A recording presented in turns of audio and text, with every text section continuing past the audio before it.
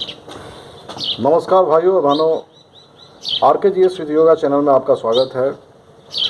मैं रत्नेश कुमार सिंह। मैं जिस विषय पर इतिहास के जिस विषय पर मैं जो बोलने जा रहा हूँ, यह मॉडर्न हिस्ट्री का शुरुआती समय है और ये 1800 के शुरुआती काल में कह सकते हैं इसको। इस दौर में इंग्लैंड और फ्रांस जैसी कंपनियां पूरे विश्व में अपने उपनिवेश को, अपने उपनिवेशी क्षेत्रों को बहुत तेज़ी से प्रसार करने में लगी हुई थी। ऐसे में भारतीय क्षेत्र पर भी इनकी राजनीतिक महत्वाकांक्षाएं बढ़ती जा रही थी, क्योंकि इस दौर में मुगल शक्ति कमज़ोर हो रही थी। औरंगजेब की मृत्यु होने के पश्चात मुगल शक्ति की जड़ें बहुत कमज़ोर हो चुकी थी और ऐसी कोई शक्ति नहीं थी जो पूरे भारत को, भारतीय शासकों को एक सूत्र में बांध रखे, या ये कह सकते हैं कि मुगल शक्ति या मुगल शासन से अब किसी यूरोपीय शक्ति को भय नहीं था। औरंगजेब की मृत्यु के पश्चात कोई ऐसा शासक हुआ नहीं जो अपने प्रसार को बढ़ा सके। कर्नाटिक क्षेत्र जो था, जहाँ पर यूरोपीय कंपनी सबसे पहले अपना प्रसार किया था, बंदरगाह क्षेत्र थे जो तमिलनाडु और आंध्र प्रदेश के तटीय क्षेत्र थे, जहाँ पर जिनकी फैक्ट्रियाँ थी। पौंडीचेरी में फ्रांस की थी, मद्रास में इंग्लैंड का कुछ क्षेत्र था, मछलीपट्टनम में भी फ्रांस की फैक्ट्रियाँ थीं। इसी तरह से माहे, यनम और कराईकल, ये सब क्षेत्रों में इनका प्रसार था और यहीं से ये लोग इंपोर्ट एक्सपोर्ट करते थे। बात यहाँ यह स्थिति पर आती है कि 18वीं सदी के प्रारंभ में पूरे विश्व में इन शक्तियों के बीच में, पूरे विश्व में उपनिवेश के लिए युद्ध चल रहे थे और इन्हीं युद्धों के कारण भारत में भी यूरोपीय कंपनियों के बीच में युद्ध होना निश्चित हो गया था। सबसे पहले मैं भूभाग यूरोपीय क्षेत्र में, कर्नाटिक क्षेत्र में जो नवाब ऑफ एरकोट थे, जो वेल्लोर के नज़दीक, एरकोट और कर्नाटिक में कंफ्यूज होने की आवश्यकता नहीं है, दोनों एक ही क्षेत्र हैं।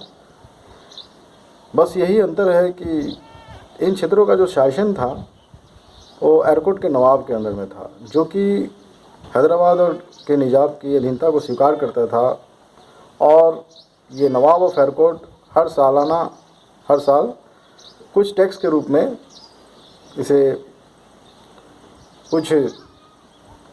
पैसा देता था, जो इसका मतलब है कि इसकी अधीनता स्वीकार करता था। फुली इंडिपेंडेंट नहीं हुआ था और हैदराबाद का निजाम धीरे धीरे अपने आप को स्वतंत्र कर रहा था मुगल वंश से, क्योंकि मुगल वंश कमज़ोर हो चुका था और मुगल वंश इतनी शक्तिशाली नहीं था कि वह अपना कोई सूबेदार अपॉइंट कर सके हैदराबाद में। अभी भी मुगलों के सिक्के दक्षिण भारत में चल रहे थे, एयरकोर्ट में, और उन्हीं के नाम से शासन चल रहा था। शुरुआत होती है युद्ध की।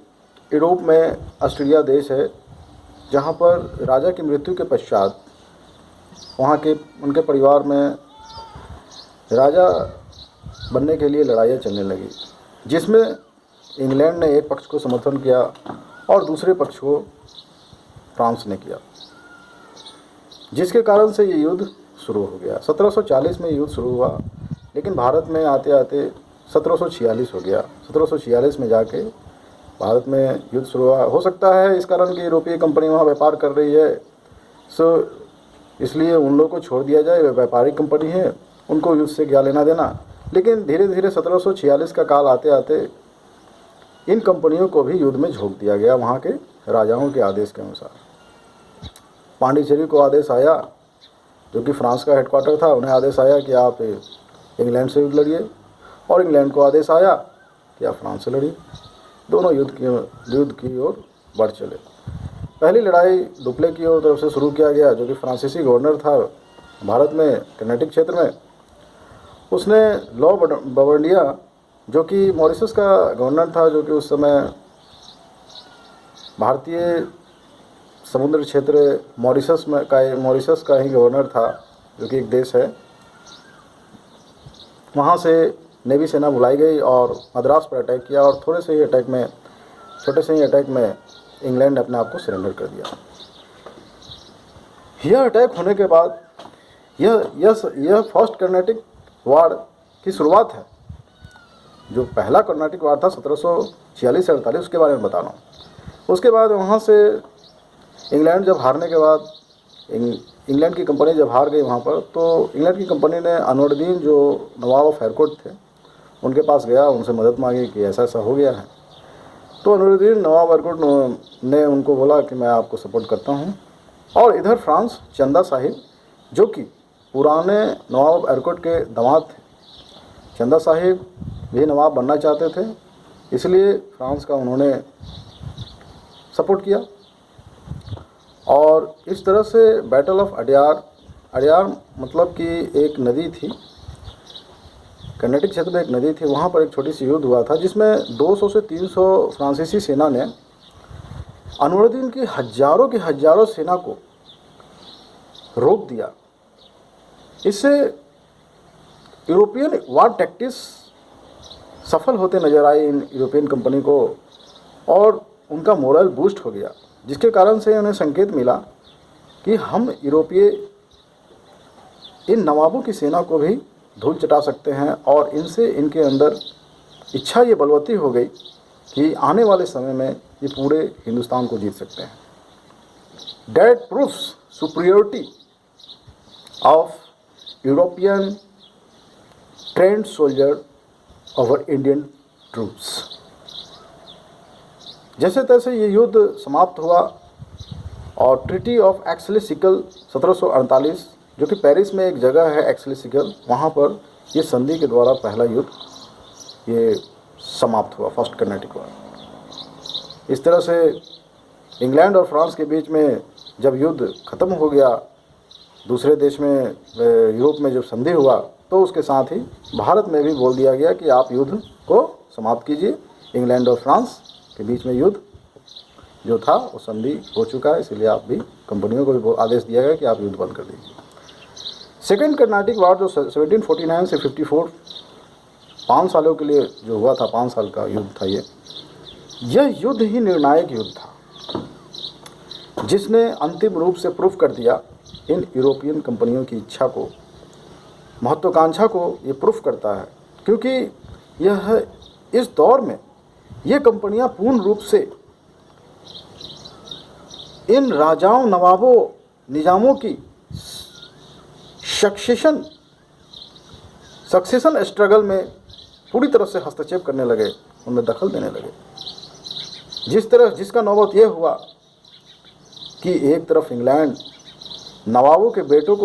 नवाबों और निजामों के बेटों को सपोर्ट कर रहा था, तो दूसरी तरफ फ्रेंच उनके दामाद, यानी नवाब ऑफ हैरकोट जो थे, उनके शाला चंदा साहिब, और दूसरी तरफ असफ जहाँ का भतीजा मुजफ्फर जंग, जो कि वो भी नवाब बनने का महत्वाकांक्षा रखता था, और दूसरी तरफ जो उसका बेटा जो था, असफ खां का बेटा नासिर जंग, जो कि निजाम ऑफ हैदराबाद था, उसे हटाना चाहता था। ऐसे में डुप्ले की रणनीति यहाँ पर बहुत तगड़ी थी। उसने शुरुआती दौर में ही 1749 में डुप्ले ने चंदा साहिब और मुजफ्फर जंग की सहायता से 1749 में नवाब हैरकोट अनवरुद्दीन पर हमला करके अनवरुद्दीन की हत्या कर दी। और उसी समय के काल के आसपास नासिर जंग की भी हत्या उसके एक दरबारी ने कर दिया। अब देखिए, फ्रांस का पलड़ा भारी है। फ्रांस पूरी तरफ से युद्ध का रुख बदल दिया है। उसके दोनों नवाब और निजाम के बेटे मारे गए हैं। ऐसे में पूरी तरह से ऐसा लग रहा था कि जो आज का जो इंग्लैंड की यूरोपियन इंग्लैंड की जो कंपनी पूरे भारतवर्ष पर राज करने वाली थी, उसका सपना टूटने वाला था, ऐसा लग रहा था। लेकिन रॉबर्ट क्लाइव जैसा दूरदर्शी सेनापति, जो कि फर्स्ट कर्नाटिक वार में मात्र एक सैनिक था और दूसरे कर्नाटिक वार में अपने बलबूते पर गवर्नर बन चुका था और वह एक बहुत बड़ा फिगर बन चुका था, उसको आदेश दिया गया। अनवरुद्दीन का बेटा मोहम्मद अली जब इंग्लैंड से मदद मांगने गया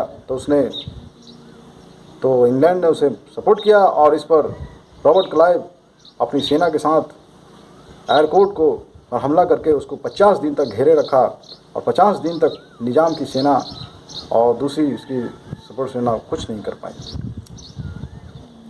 जो कि फ्रांस के जो सपोर्टर थे। इससे रॉबर्ट क्लाइव का बहुत नाम हुआ। तब तक फ्रांस कावेरीपट्टनम और तिरुचिरापल्ली जैसे क्षेत्रों में हार चुकी थी और इधर चंदा साहिब भी तंजौर के युद्ध में मारे गए थे, तंजौर के आसपास मारे गए और मोहम्मद अली नवाब ऑफ एयरकोर्ट दोबारा बन गए। उनके लड़के जो थे नवाब अनवरुद्दीन के बेटे मोहम्मद अली, उनको नवाब बना दिया गया। ऐसे में 1754 में ही तुरंत वहाँ से मैसेज आ गया फ्रेंच डायरेक्टर से, फ्रांस के डायरेक्टर, कंपनी के डायरेक्टर से मैसेज आया कि डुप्ले को जल्दी से जल्दी बुलाया जाए। और क्योंकि डुप्ले के कारण पूरे फ्रांस की बदनामी हो रही थी, क्योंकि बहुत सारे सैनिक मारे जा रहे थे और डुप्ले अपनी नीति में भी असफल हो रहा था, जिसके कारण से उसे बुला लिया गया और युद्ध ट्रीटी ऑफ पौंडीचेरी जो हुआ, पौंडीचेरी की संधि से, जो कि 1754 में हुआ, उसके अनुसार 1754 में ट्रीटी ऑफ पौंडीचेरी से ये युद्ध की समाप्ति हुई।